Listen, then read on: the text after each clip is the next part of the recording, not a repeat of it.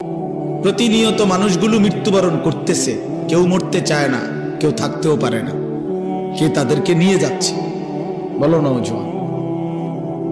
কে নিয়ে যাচ্ছে? এক অদৃশ্য মালিক তাদেরকে নিয়ে যাচ্ছে প্রতিদিন প্রতিনিয়ত। কেউ তো মরতে চায় নাই, কিন্তু কেউ তো থাকতেও পারে না। এজন্য এটাই অনিবার্য বাস্তবতা যে মরতেই হবে, যেতেই হবে, ফিরতেই হবে আল্লাহর কাছে, ফিরতেই হবে। তাহলে কাজেই যেটা চিরন্তন বাস্তবতা, যেটা অনিবার্য সত্য, সেটাকে পাশ কাটানো বুদ্ধিমানের কাজ না। এটা কোনো বুদ্ধিমান হইতেই পারে না। মৃত্যু যেহেতু আমাকে বরণ করতেই হবে, আল্লাহর মুখোমুখি যেহেতু আমাকে হতেই হবে, কাজে বুদ্ধিমান তো সেই যে এই ব্যাপারে প্রস্তুতি নেই।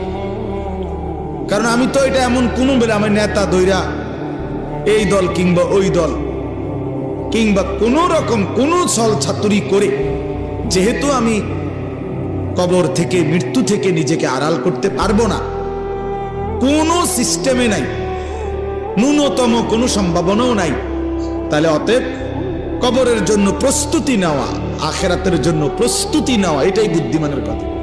কারণ এটা তো আমাকে বরণ করতে হবে, তার চাইতে ভালো রেডি হয়ে যাই, প্রস্তুতি নিয়েই যাই। মরতেই হবে যখন, যেতেই হবে যখন। আমার বাপ যদি এই কথাটা আমি বুঝি আমার লাভ, আপনি বুঝলে আপনার লাভ। জওয়ান ছেলে তুমি বুঝলে তোমার লাভ। বাপ হাসি ঠাট্টা রং তামাশা, এই খামখেয়ালি, এটা আসলে কোনো জিন্দিগি না। যৌক্তিক কথা এটাই যে বুদ্ধিমান, বিবেকবান, বিচক্ষণ মানুষ কোনো কাজেই পরিকল্পনাহীন করে না।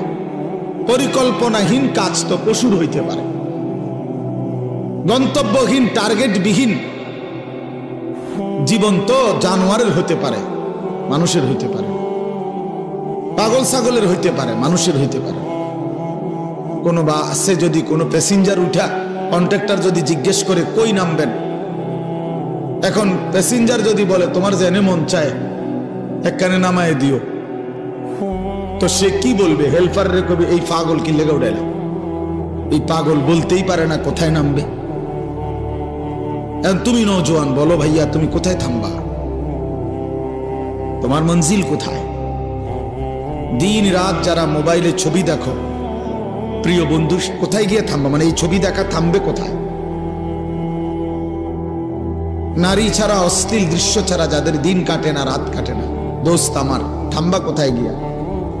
একটা হিসাব কও যে ইনশাআল্লাহ হুজুর আমি টার্গেট নিছি 30 বছর নারী দেখবো, অথবা আগামী আরো 6 বছর বেডির ছবি দেখবো, উলঙ্গ দৃশ্য দেখবো, এরপরে থাইমা যাবো, সেটা কও।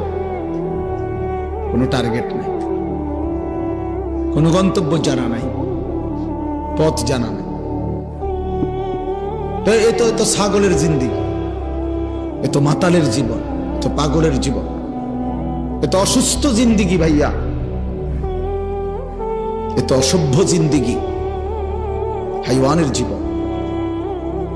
কোন সুদখোরকে জিজ্ঞেস করেন, হারামখোর, অবৈধ উপার্জনকারী, ওজনে কম দেয়, কাস্টমারকে ঠকায়, মিথ্যা বলে, হারাম রোজগার করে, এই নাফরমান বাটফারকে জিজ্ঞেস করেন যে কখন থামবা, কতদিন পরে তোমার টার্গেট, কয়দিন মিথ্যা বলবা, চাহিদা পূরণ হবে কোন দিন?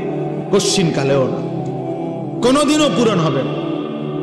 রাক্ষসা এই দুনিয়া কোনোদিন তৃপ্ত হতে দেয় না, কাউকে না, কাউকে না, কাউকে না।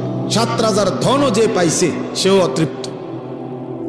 ভাই এই যে যাদের হাতে ধরা মোবাইল, এই মোবাইলগুলো নামায় ফেললে ভালো হবে। প্রিয় ভাই, হাতে ধরে, মানে মোবাইল হাতে ধরে রেখে রেকর্ড করা যাবে না, আমি নিষেধ করলাম। রেকর্ড ভিডিও কিছুই করা যাবে না। এই মোবাইল হাতে ধরে আলগি দিবেন না। যার পছন্দ না হয় এই কথাটা আপনি উঠে চলে যান, নয়তো আমি উঠাই দেব। বললাম একটু পরে আমি ধমক দেব, কিন্তু তখন লজ্জা পাইবে। মানার ইচ্ছা না হইলে আপনি উঠে চলে যান। কোনো অসুবিধা নেই, 2-4 জন শ্রোতা কম হইলে তেমন সমস্যা নেই। কিন্তু মোবাইল হাতে ধরে রেকর্ড করা যাবে না, আমি নিষেধ করলাম। কেন? যে যার ডানে বামে আছে নিষেধ করে দেন, বুঝাইয়া দেন। কেন? বাস্তবিক অর্থ হলো আমাদের মাকসাদ হলো নিজের জন্য কিছু গ্রহণ করা। তো মোবাইল ধরে রাখলে মনোযোগ হয় না, হাতে ধরে রাখলে দিল জমে না, মানে বারবার মোবাইলের কথাটাই মনে পড়ে, ওইটার দিকেই নজর পড়ে, ফলে বারবারই মোবাইলে উঠতেছে কিনা, তো এটা একবার বাড়ায়, একবার ছোট করে, একবার ডান বাম করে, বেচারার পুরা ফিকিরটা কাজ করে মোবাইলটার প্রতি। তাইলে মোবাইলে ঠিক আছে, সবকিছু ক্লিয়ার উঠছে, সুন্দরও হইছে, আওয়াজ ক্লিয়ার, সাউন্ড ক্লিয়ার, সব ঠিক আছে, কিন্তু নিজের জন্য কি হইল? আমার দিলের জন্য কি নিলাম? মোবাইলের জন্য তো নিলাম, ঠিক আছে, বাদ। দিলের জন্য আমার নিজের কি খোরাক হলো? এইভাবে সুন্দর করে করে বাংলাদেশের মোট 100 বক্তার 100টা করে ওয়াজ, সব যদি সুন্দর করে আমি মোবাইলে সেটিং করি, সাজাইয়া দেই, তাই এতেই তো আমার কবর আযাব মাফ তো না? তো তাইলে কি অর্থ আছে এটাতে? এই জন্য মানুষের দিল একই মুহূর্তে 2 জিনিস ভাবতে পারে না, এটা মনোবিজ্ঞানের কথা। এই জন্য যে দিলে তখন মোবাইল নিয়ে ব্যস্ততা থাকে, ওই দিলে আর নিজের কোনো ফিকির আসে না। এই জন্য এমনি শুনেন, বরকত হবে। আমি বললাম, আমল করে দেখেন। এমনি তাকায়া শুনলে কম কথাতেও বরকত হয়, মনোযোগ হয়, দিলে লাগে কথা, যে আমার জন্য বলতেছে, আমাকেই বলতেছে, কোরআন আমার জন্য, কোরআন আমার জন্য, রাসূলুল্লাহ সাল্লাল্লাহু আলাইহি সাল্লামের হাদিস আমার জন্য। এই জন্য ভাই আমি অনুরোধ করছি, মনোযোগ দিলে ভালো। কষ্ট করে বসে থাকা কষ্টকর, আপনাদেরও কষ্টকর, আমাদের জন্য কষ্ট। রাত অনেক হয়েছে, এই জন্য আমি লম্বা করব না। মেহেরবানি করে আমরা নওজোয়ান ভাই, তোমরাও আন্তরিক হইলে ভালো, তোমার জন্য কিছু ভাবো। শুধু কেবল মানুষের কথা ভাইব না ভাইয়া, নিজের জন্য কিছু ভাবো। নিজের ভালো, নিজের কল্যাণ, নিজের দুনিয়া আখিরাতের সমৃদ্ধি, এটা বোঝা উচিত। দুনিয়া আমরা ছেড়ে দিতে বলি না, কিন্তু আখিরাতও বাদ দেওয়ার সুযোগ নেই। দুনিয়া যেই মালিকের, আখিরাত সেই মালিকের। দুনিয়া যিনি নিয়ন্ত্রণ করছেন, আখিরাতের কথা তিনিই বলেছেন। অতএব বাদ দিবার, ভুলে যাওয়ার কোনো সুযোগ নেই। ভুলে গেলে, অবহেলা করলে মৃত্যু থামবে না। কেউ যদি বেখেয়ালও থাকে, তারপরও মরে যাবে। কেউ ঘুমে থাকলেও মরে যাবে, কেউ অবুঝ থাকলেও মরে যাবে। তাহলে আমি বুঝলেও মরে যাব, না বুঝলেও মরে যাব, খেয়াল করলেও মরে যাব, খেয়াল না করলেও মরে যাব, হাসলেও মরে যাবেন, কাঁদলেও মরে যাবেন, রাজপ্রাসাদ আর অট্টালিকাতে থাকলেও মরে যাবেন, জীর্ণ কুটির কুড়ে ঘরে থাকলেও মরে যাবেন।